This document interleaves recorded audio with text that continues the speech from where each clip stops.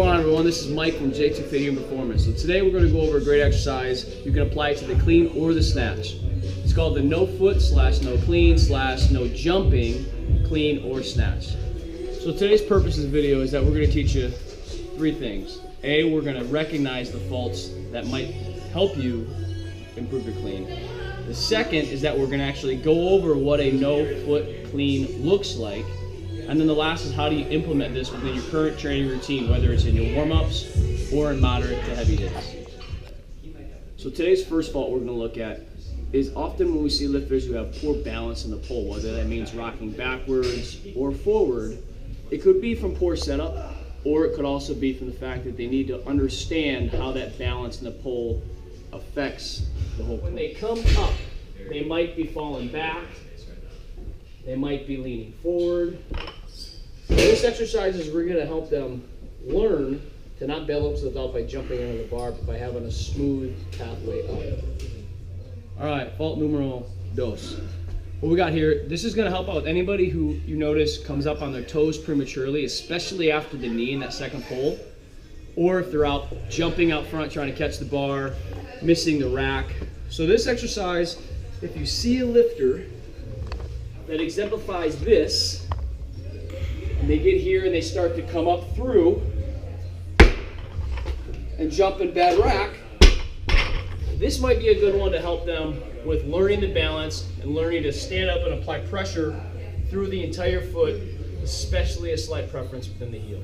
Third fault. This is for you lifters out there that may have a jerky pole, may just be disconnected and not have a smooth pole into a nice, fast, smooth rack where your hips drop down.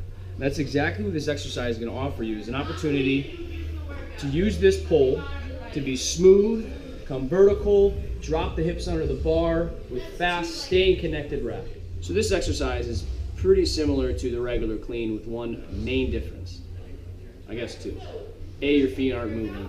And B, the starting position for your feet is going to be in your squat or catch position. So if I usually start here and I'm opening my feet out here, I'm starting my pole in this position because my feet are not moving, so I'm receiving it here. So when we get set up, well, if you want to do a make-believe clean, that's where your feet are. We set them in the floor.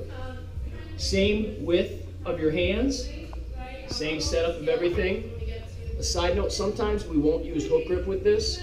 What that does is just assist in the fact that you have to have a smooth, non-jerky motion in the pole. If you're hooked, it might be easier to get away with it. When you're not, it's going to force you to keep it close and get racked. So we'll get you set up here. The regular clean setup. Chest is high. We're going to come up through. Dropping in that pole.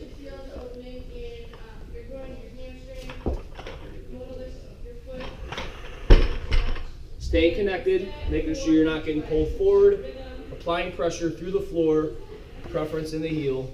When you receive the weight, you're dropping your hips down under the bar with a nice strong rack. So we just went over the no foot / no feet / no jumping clean. Once again, you can apply this with the snatch also. How do you implement it within your workout program today if you're an athlete that can benefit from this because you're committing those three faults? One, you can start putting it into your warm-up sets, primer sets.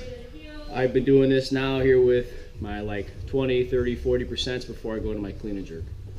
You can also do it on other days where you're looking at moderate to heavy loads. So maybe it's working up to a double, using weights between 70 and 80%, maybe a little higher based on your skill.